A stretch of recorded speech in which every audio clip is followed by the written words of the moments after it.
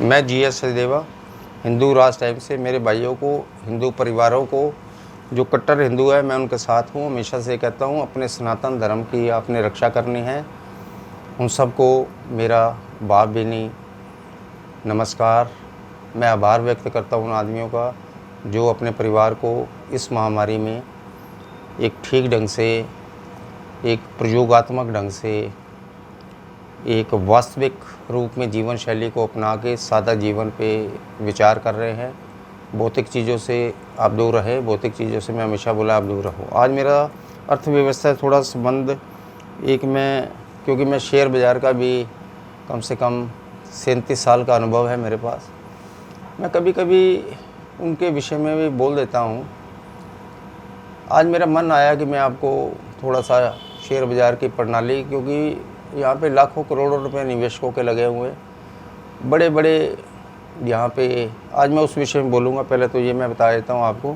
अब मैं आता हूँ, जितनी भी कंपनियाँ, पब्लिक कंपनियाँ देखते हो, जिनके आप शेयर्स देखते हैं, उन शेयरों में आप ये देख के चलो कि कई कांग्रेस के टाइम के ऊपर, क्योंकि बैंकों से लोन मिनिस्टर के फ़ोन पे मिल जाते थे, उन्होंने अपना जो है सिक्योरिटियाँ कम रखी। बैंक मैनेजर्स ने, रीजनल मैनेजर के सारे एक संभावित इरादे और वो ठीक नहीं थे। इस वजह से बैंकों का, पब्लिक सेक्टर अंडरटेकिंग के जितने भी बैंक हैं, नुकसान हुआ। 13,000 करोड़ रुपये तो पंजाब नेशनल बैंक का सिर्फ फंसा हुआ है। नीरव मोदी लेके भाग गए। विजय माल्या के ऊपर 14 बैंकों का पैसा है, जो कि 10,000 करोड़ के करीब है। ब्याज में अलग है, ये अलग बात है। इसके बावजूद जो भी पब्लिक सेक्टर अंडरटेकिंग बैंक हैं घाटे में रहे, उनकी नेट एसेट वैल्यू गिर गई, NPA बढ़ गए। NPA उसको कहते हैं जो कि आपके बैड डेट्स में आ जाते हैं, उसकी रिकवरी नहीं होती है। बैंक का और कोई बिजनेस नहीं होता। बैंक का सिर्फ ये है कि आपके डिपॉजिट लेना और ऊंची दरों में थोड़े से कमा के, खर्चा स्टाफ का निकाल के नेट प्रॉफिट आना उसका। बैंक्स होने बहुत ज़रूरी है, क्योंकि ऐसे सेविंग जो है घरों में नहीं रखी जा सकती, इसलिए बैंक बने थे शुरू में। तो वो जो बैंक थे शुरू में 1947 के करीब सबसे पुराना बैंक था स्टेट बैंक ऑफ लाहौर। वो फिर SBI में मर्ज हो गया था। उसके बाद धीरे धीरे आके स्टेट बैंक सबसे पुराना है। उसके बाद जो फिर बाद में पंजाब नेशनल बैंक है, बड़े बैंकों की बात कर रहा हूँ। पंजाब नेशनल है, बैंक ऑफ बड़ौदा है, फिर इंडियन बैंक है, बैंक ऑफ इंडिया है। उससे और नीचे आ जाओ, थोड़े और लेवल नीचे से छोटे बैंक थे वो, बैंक ऑफ महाराष्ट्र है, यूको बैंक है, इंडियन बैंक है, इंडियन ओवरसीज़ बैंक है, south Indian bank, bank of Travancore. ये स्टेट के बैंक होते हैं, लेकिन फिर भी उसमें काफ़ी तमिलनाडु के अपने बैंक है, दूसरे हैं, वो अपने एक स्टेट लेवल के हैं। फिर भी उसमें काफ़ी मात्रा में धनराशि और डिपॉजिट्स होते हैं। पब्लिक सेक्टर अंडरटेकिंग जो बैंक थे, वो आप ये लगा के चलो कि शेयर का भाव स्टेट बैंक ऑफ इंडिया का अगर आप मान के चलें तो ऊपर ये बिका है कोई 340 रुपये। ये मैं 52 वीक 1 साल होता है, 1.5 साल के उपरांत की बात कर रहा हूँ। आज भाव है उसका, जो आज बंद हुआ है, 187 रुपये का भाव है। बैंक ऑफ बड़ौदा 100 रुपये से ऊपर 150 रुपये करीब ये बिका करता था, भाव है 52 रुपये। छोटे बैंकों का कहना क्या है, इंडियन बैंक 200 रुपये बिका है। और इसके अलावा आपका जो है बैंक ऑफ इंडिया 125 रुपये चलता था, 52 रुपये का भाव है। पंजाब नेशनल बैंक 170 रुपये का बिका करता था, आज 37 रुपये का भाव है। इन बैंकों को क्या हुआ? ये बैंक सरकारी बैंक है, इसमें ज़्यादा होल्डिंग जो है वो सरकार की होती है। धनराशि बहुत लगी है। RBI बहुत पैसा लगाता है, बहुत पैसा देता है सर्कुलेशन को ठीक उठाने में। मुद्रा स्फीति को भी ध्यान रखना है, ये भी देखना महंगाई कितनी है, उस हिसाब से दरें उन्होंने कम करी। आज आपको हैरत होगी कि अमेरिका में जो सेविंग का ब्याज है 0% है। अब जो वहाँ का, जैसे यहाँ RBI है, वहाँ का फेड है। फेड जो है धीरे धीरे करके उन्होंने पहले 2% था, 25 पॉइंट घटा के उन्होंने 0% पे कर दिया। अब उनकी सोच आगे आ रही है कि उसको, उस ब्याज को माइनस कर रहे हैं। माइनस ब्याज क्या होता है वो बता देता हूँ आपको। माइनस वो होता है जो अगर आप सेविंग अकाउंट में धनराशि रखते हो, यहाँ पे आपको 3% मिलता है इंडिया में, तो वहाँ पे वो चार्ज करेंगे जिन्होंने पैसे रखे हैं। मतलब जो डिपॉजिटर्स है, अगर सेविंग अकाउंट में 1 लाख रुपये रख रहा है, तो 25 बेसिक पॉइंट के ऊपर अगर वो माइनस कर देते हैं तो उसको 250 रुपये जो है चार्जेस देने पड़ेंगे बैंक में पैसे रखने के। अब आप ये देख लो। अब मैं आ रहा हूँ दूसरे मुद्दे पे जो मैं बताना चाह रहा था कि आने वाले समय में मुझे क्या स्थिति नज़र आ रही है बैंक की।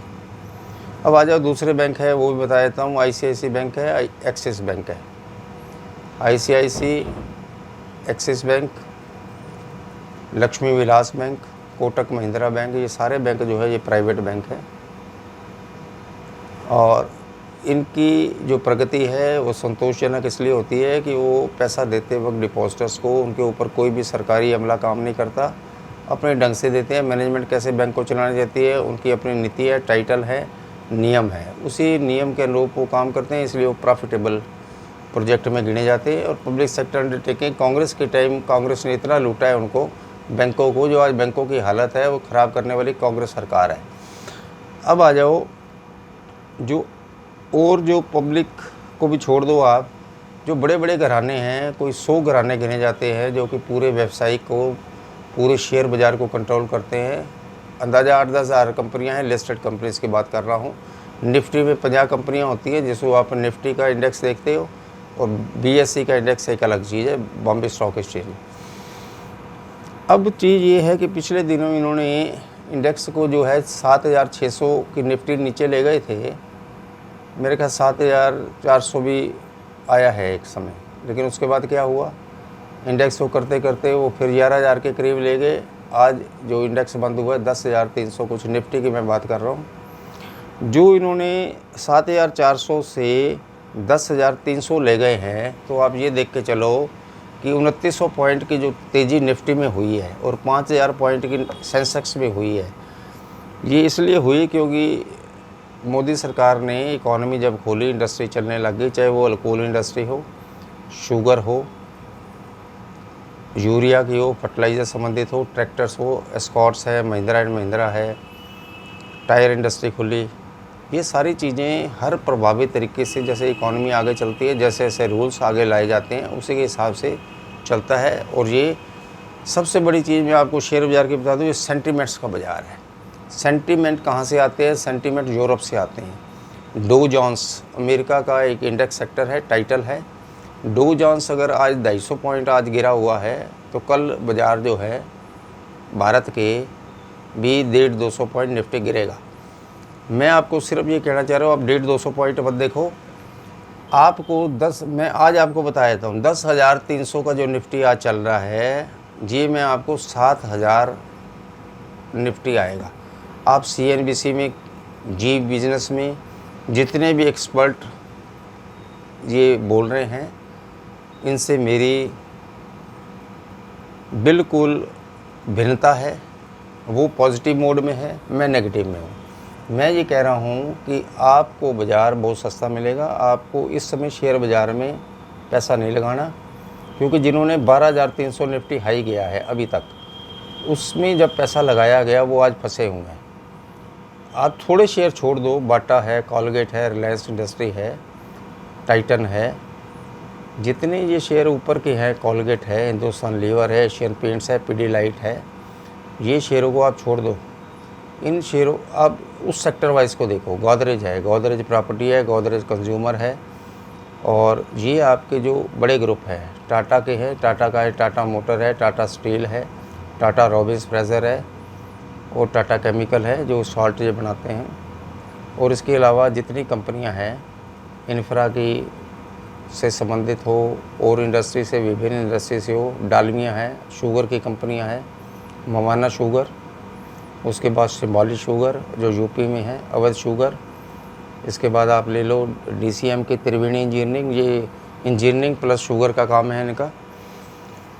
इसके अलावा शुगर की बलरामपुर चीनी, दामपुर शुगर अच्छी कंपनियों में है, श्री रेणुका शुगर नीचे है। ये वो कंपनियां हैं जो कि शुगर का उत्पादन करती है। टी प्लांटेशन में मैं आपको कंपनियां बता देता हूँ, जयश्री टी है, गुडरिक है, असम प्लांटेशन है, और उधर से आप ले लो ऊपरी कंपनियों में ब्रुकबॉन्ड तो हिंदुस्तान लीवर ने ले ली थी। और ये आपकी जो चीज़ें हैं जो आप देख रहे हो, काफ़ी की है, टाटा काफ़ी है।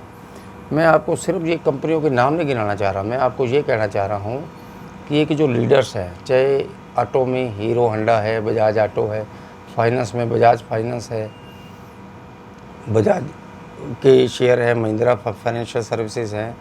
ये सारी जो ऊपर की कंपनियां हैं, ये कंपनियां वर्थ में तो हैं, लेकिन आज के टाइम के ऊपर क्योंकि 3 महीने का 2 महीने बीच में लॉकडाउन रहा है, तो जो जनवरी फरवरी मार्च ये क्वार्टर था, इसमें अर्निंग पर शेयर सब कंपनियों की कम आई है।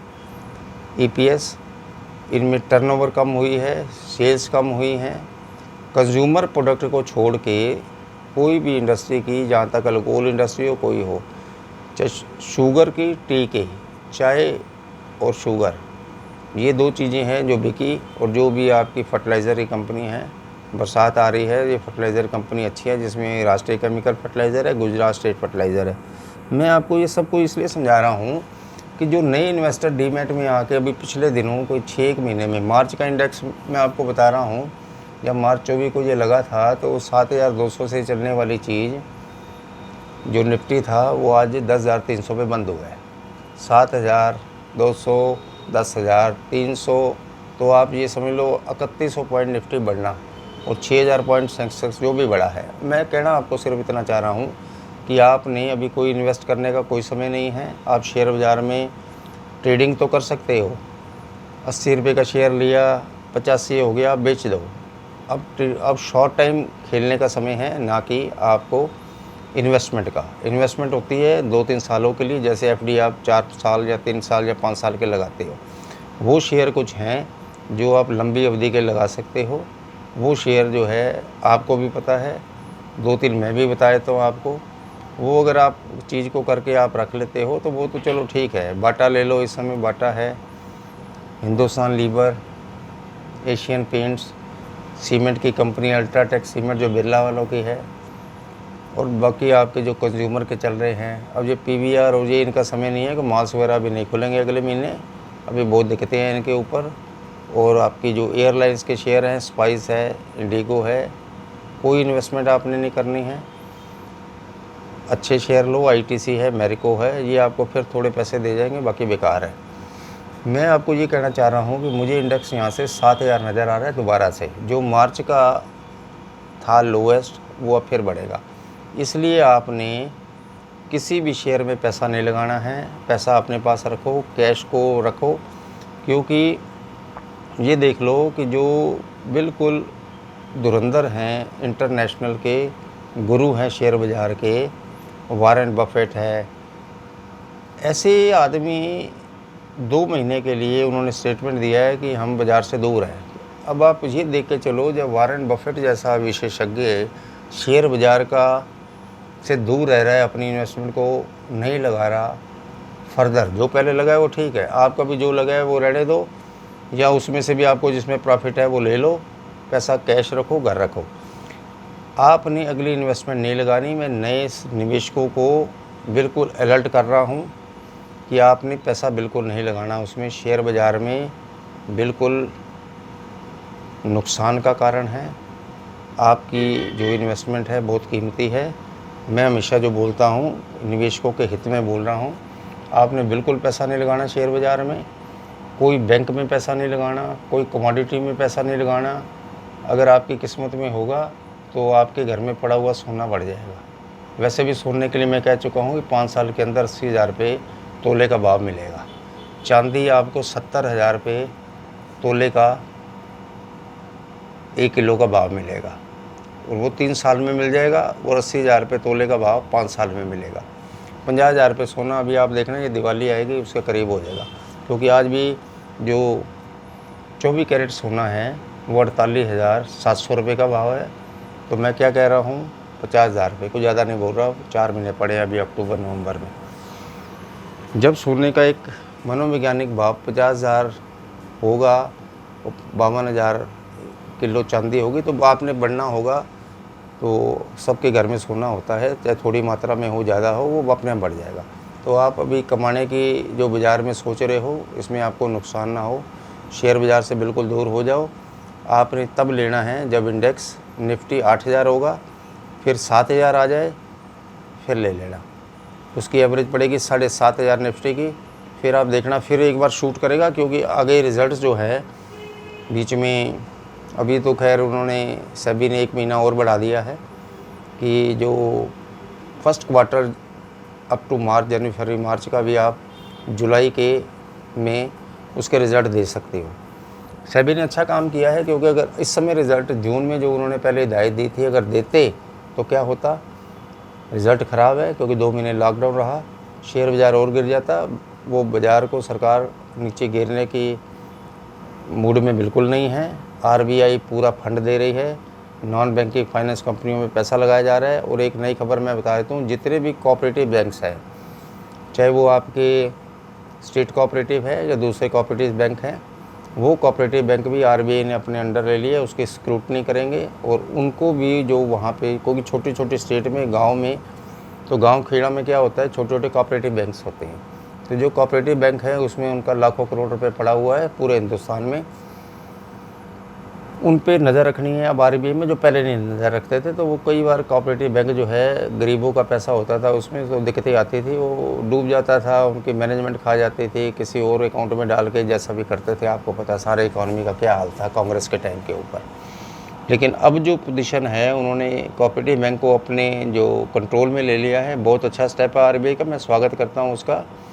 इससे क्या होगा कि गरीब आदमी की जो हार्ड अर्न मनी है वो सेव हो जाएगी और उनका विश्वास उन कोऑपरेटिव बैंक में बढ़ेगा। वैसे तो हर गांव में तो नहीं कहा जा सकता, लेकिन ज़्यादातर हर डिस्ट्रिक्ट में आपको state bank of India, because this is the old bank, और पीएनबी, ये दोनों की ब्रांच कोई ना कोई जरूर मिल जाएगी। जहाँ पीएनबी की नहीं मिलेगी, स्टेट बैंक की मिल जाएगी। इसलिए ऐसी कोई दिक्कत नहीं है, अर्थव्यवस्था ठीक चलेगी आने वाले समय में। लेकिन कब चलेगी? आफ्टर दिस पैंडेमिक, जब ये महामारी ख़त्म होगी। आप देखना अक्टूबर, नवंबर, दिसंबर के जो रिज़ल्ट आएंगे फरवरी एंड में या मार्च में, बहुत बढ़िया आएंगे। मार्च में बजट भी है, बाज़ार अगले साल से ठीक होगा, इस बात को मान लो। 7,000 का निफ्टी आएगा तब आप ले लेना। अभी कोई भी बाज़ार में इन्वेस्टमेंट करने की शेयर बाज़ार में ज़रूरत नहीं है। आज के लिए इतना है। बाकी मैं कभी कभी कोई मेरे पास मुद्दा आता है तो मैं शेयर बाज़ार के ऊपर बना देता हूँ। आज मेरे दिमाग में था कि ये जो है, ये इंडेक्स बहुत हैवी चल रहा है और एक्सपर्ट कुछ और बता रहे हैं, मुझे कुछ और लग रहा है, तो मैं चाह रहा था निवेशकों का इसमें पैसा ना फंसे और उनका धन जो है सुरक्षित रहे। मैं ऐसी वीडियो आपको इस तरह की हो, अर्थव्यवस्था से संबंधित हो, हिंदू राष्ट्र से संबंधित हो, वेद व्यास से संबंधित हो, ऐसी वीडियो मैं देता रहता हूँ। आप उसको सुना करें, लाभान्वित हो, ग्रुप में भेजो। हिंदू राष्ट्र टाइम चैनल है, उसको सब्सक्राइब करो और लाइक कर दिया करो, जिससे कि मेरी भी भावनाएं थोड़ी अपवर्ड होती हैं, तो बड़ी अच्छे शब्द निकलते हैं, बड़ी अच्छी बातें होती हैं। जय हिंद, जय भारत।